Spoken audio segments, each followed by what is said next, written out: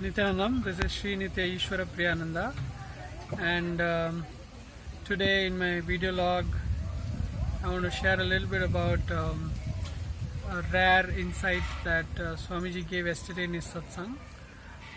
Paramahamsa Nithyananda does a satsang every day in the morning at 8 a.m. Indian Standard Time, and yesterday he gave a very simple and beautiful definition of what is devotion. What he said was, voting with your depth is devotion. Voting with your depth. Now if you look at it in terms of depth, what he has shared earlier is all about our cognitions, right? So what we believe ourselves to be, what we believe others to be, what we believe life to be, what we believe the world to be, and so on, right? So these are very deep ways of how we look at life, and typically we have very clear statements. I am like this, he or she is like that, the world is like that, and so on. So when you firmly have those type of cognitions, those are the thoughts to which we subscribe to and we really vote, so to speak. And to that particular thought or thought current, we are devoted. So we need to be very careful. That's what Swamiji said, Paramahamsa Nithyananda in his satsang, that we need to be very aware and careful of whom do we vote for, or where is our cognition aligned to. Now, whatever be the challenges that exist, once we understand that there is an element that is true and pure, especially in a master, then what we need to do is to cling on to that or align to that and keep that as the main thing, and take advice that aligns us more and more to the master.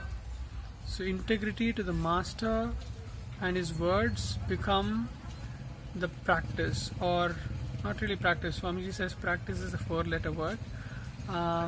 Those are the cognitions which we intend, or we should work on manifesting in our day-to-day lives. That makes life more blissful and joyful, because we then align to the highest possibility, which is living life as a Jivan Mukta, which is not only carrying the space, which is settled and fully aware, it also has the ability to manifest all the powers of Sadashiva, or pure consciousness. So the intelligence that creates the universe, we are able to bring forth that intelligence very actively in our day-to-day lives.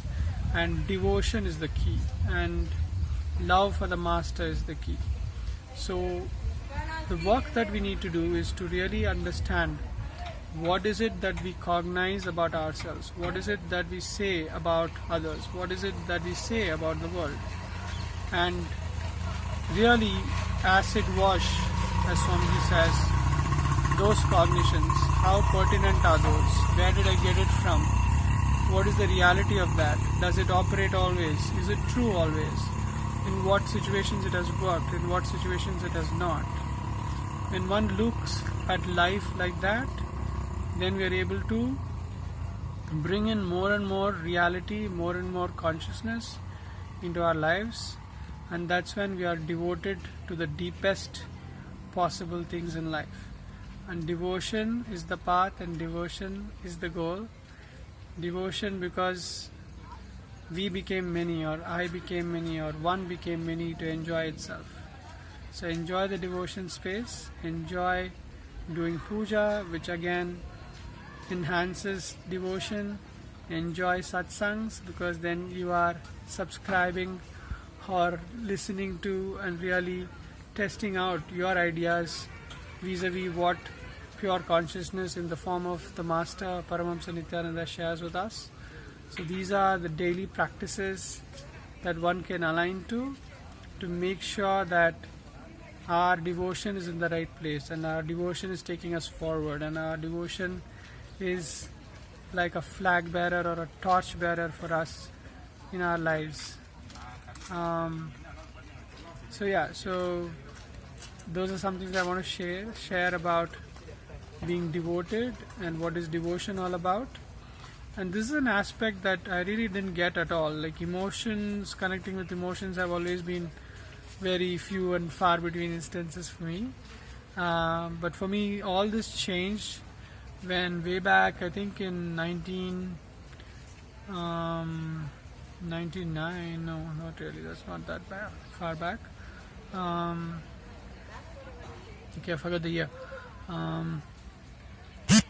Must be 2009, sorry, yeah. So in 2009, I had attended a program called Bhakti Spurna program here at the Bengaluru Adinam, and those 4 days just changed everything when it came to devotion and bhakti for me. And that's the power of the master. He not only can bring that about, and he can also train others to infuse those right understanding into others. So these are exciting times because a rare living incarnation is on the planet and he's walking and in a human frame, in a human body. Don't miss that opportunity to connect with him, to connect with your own purest self. Thanks for listening. Nithyanandam.